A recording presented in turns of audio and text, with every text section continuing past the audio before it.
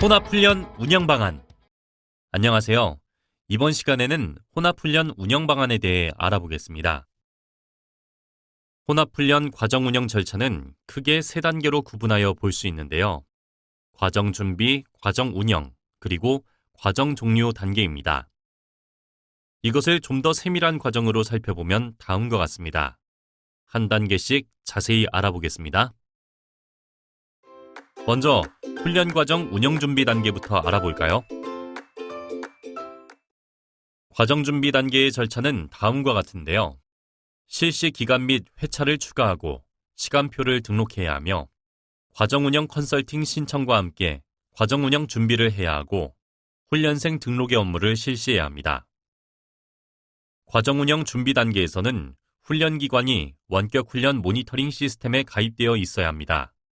원격 훈련 운영에 대한 모니터링을 위함인데요.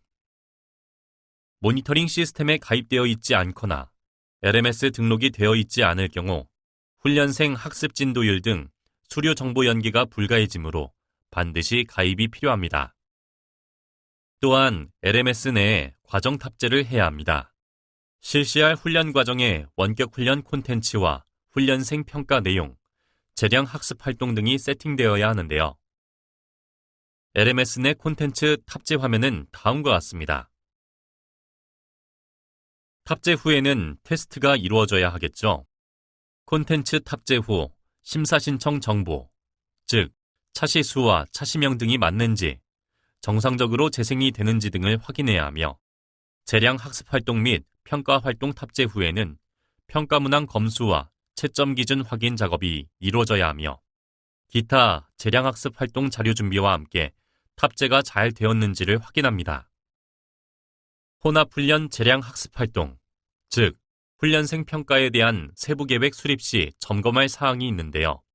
반드시 혼합훈련 교 강사가 참여하여 원격 집체 교과목 연계가 이루어질 수 있도록 구성해야 하며 특히 공공 콘텐츠 및 조달 콘텐츠를 활용할 경우에는 콘텐츠 공급기관에서 제공받은 시험 또는 과제 문항을 반드시 혼합훈련 교 강사가 검토 후 활용하도록 합니다.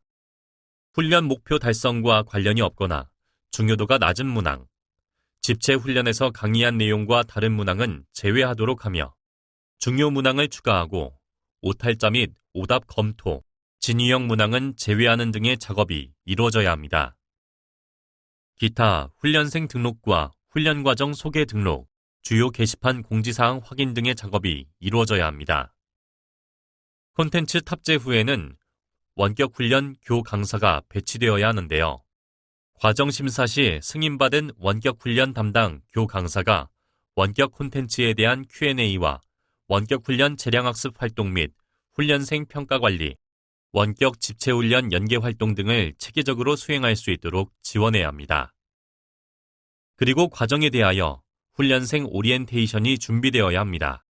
훈련생을 대상으로 혼합훈련 이수 관련 내용이 사전 안내되어야 하는데요. 과정 운영 시 오리엔테이션 시간을 활용하여 LMS 사용 교육을 실시하는 것을 권장합니다. LMS 가입과 원격 훈련 수강 방법 등의 교육을 실시하도록 하며 재량학습 활동과 진도율 및 학습 유의사항 등을 안내해야 합니다. 시간 이수와 관련하여 혼합훈련 과정의 일일 수강은 집체와 원격 훈련을 통합하여 최대 8시간을 초과할 수 없으므로 반드시 안내하도록 합니다. 과정 운영 준비 단계에서 또 한 가지 필요한 절차로서 과정 실시 신고 절차가 요구됩니다. 훈련 기관은 훈련 개시일 전일까지 HRD넷에서 시간표 등록 및 훈련생 등록과 함께 실시 신고를 완료해야 합니다. 이 중에서 훈련 기관과 훈련생에게 혼동을 줄 수 있는 시간표 등록에 대해 좀 더 자세히 설명하겠습니다. 전자시간표 입력 시 집체 훈련과 원격 훈련 시간 등 총 훈련 시간을 모두 입력해야 하는데요. 훈련생이 HRD넷에서 시간표를 확인할 때 훈련 방법이 집체인지 원격인지 구분이 안 되므로 시간표 입력 시 훈련 방법이 명확하게 표기된 전체 시간표를 반드시 첨부하여 정확히 안내하도록 합니다. HRD넷의 예시 화면을 보시겠습니다. 전체 훈련 시간을 확인할 수 있는 시간표 파일은 첨부 파일 등록란에 반드시 별도로 첨부해야 하며 출결 확인에 착오가 없도록 시간표 파일을 작성 시 집체 훈련과 원격 훈련이 명확하게 구분되도록 작성합니다. 예를 들면 시트를 구분한다든지 작성란을 분리하는 등의 작업이 필요합니다.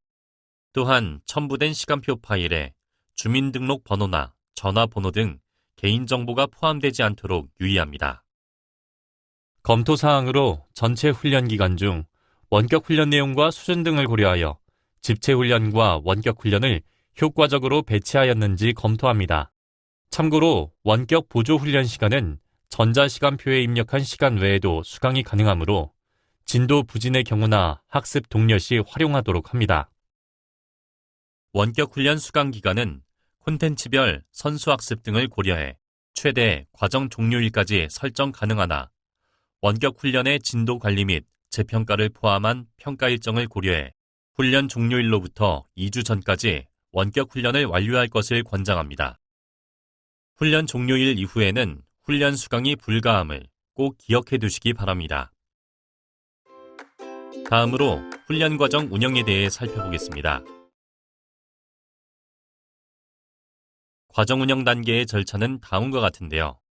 실시 신고를 한 후 운영을 하고 확정자 신고, 변경 및 출석 입력 요청 작업을 거친 후 훈련 과정 종료를 하고 종료 후에는 수료 보고 등의 업무를 실시합니다. 각 역할에 대해 좀 더 자세히 알아보겠습니다. 훈련 과정 운영 중에는 LMS 내 훈련생의 원격 훈련 진도율을 모니터링하여 권장 진도율에 못 미치는 훈련생 대상에게 독려 활동을 실시해야 합니다.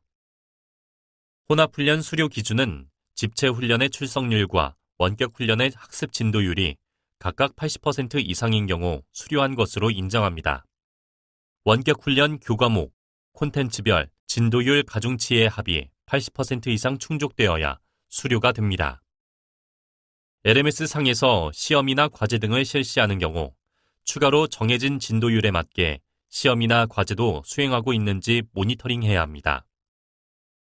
훈련생 지원과 관련하여 원칙적으로는 훈련기관 내에서 원격 훈련을 수강하는 것은 원격 훈련의 도입 목적에 맞지 않으므로 지양하는데요. 다만 원격 훈련 수강을 위한 IT 기기가 없는 최소한의 훈련생에 한해 지원하도록 합니다. 훈련 운영 중 훈련생 중도 탈락 또는 조기 취업 발생 시에는 해당 일자 기준으로 LMS와 HRD넷 상 중도 탈락 또는 조기 취업 처리를 해야 합니다. 또한 LMS상 훈련생이 더 이상 원격 훈련을 수강할 수 없도록 처리해야 하는데요. 훈련비 등은 중도 탈락 또는 조기 취업일자 전날까지 수강한 원격 훈련 진도율에 맞춰 산정됩니다. LMS 유형별 중도 탈락 및 조기 취업자 처리 방법의 예시를 자체 LMS와 스텝 온라인 강의실로 나누어 살펴보겠습니다. 먼저 자체 LMS에서는 중도 탈락 일자 또는 조기 취업 일자 기준으로 훈련생별 콘텐츠 수강 기간을 조정하며 활용하는 LMS의 기능상 훈련생별 콘텐츠 수강 기간 조정이 불가한 경우에는 해당 훈련생의 진도가 누적되지 않도록 조치합니다. 스텝 온라인 강의실에서는 해당 훈련생에 대해 개별 성적 확정 처리를 하면 되는데요. 처리 경로는 운영관리, 수료관리 순으로 들어가며 먼저 교육 유형 및 교육 연도를 선택하고 중도 탈락자가 발생한 과정명 클릭 후 중도 탈락자 선택 후 개별 성적 확정을 클릭하시면 됩니다. 다음으로 훈련 과정의 종료 절차에 대해 살펴보겠습니다. 훈련 과정의 종료 단계에서 훈련기관은 취업 정보를 등록하며 수료 보고, 훈련비 신청, 훈련생 사후 관리 등의 업무를 수행합니다. 관련 절차에 대해 좀 더 상세히 알아보겠습니다. 훈련기관은 원격 훈련 스텝 온라인 강의실이나 자체 LMS 등의 LMS상 수료 결과를 확정 처리하고 HRD넷에서 해당 훈련 과정에 대한 수료 보고를 완료해야 합니다. HRD넷의 경로는 다음과 같으며 통합심사 과정, 결과 관리, 훈련 수료 보고, 훈련 수료 보고 내역으로 들어갑니다. 훈련 과정의 구체적인 수료 처리 절차는 다음과 같은데요. 먼저 훈련기관에서 LMS상 원격 훈련 수료 결과를 확정 처리합니다. 이후 훈련 품질센터에서 모니터링 시스템과 HRD넷 간의 훈련생 원격 훈련 데이터 연계 작업을 실시하며 이 작업이 끝나면 훈련 기관에서 HRD넷 상에서 원격 훈련 결과를 확인할 수 있습니다. 이후 HRD넷상 훈련 과정에 대한 수료 보고를 하며 관할 고용센터에서 HRD넷상 수료 보고를 확인합니다. 훈련비 신청과 관련하여 집체 훈련은 단위기간 종료일 기준으로 산정 및 신청하도록 하며 원격 훈련은 훈련 과정 종료 후 지급합니다. 이제 마무리할 시간이 되었습니다. 지금까지 혼합훈련 운영 방안에 대해 살펴보았는데요. 과정 준비와 운영, 종료, 이렇게 세 단계로 나누어 살펴보았습니다. 각 절차별로 이해가 잘 되셨나요? 효과적인 운영이 이루어지길 바라며 이번 시간을 마치겠습니다. 감사합니다.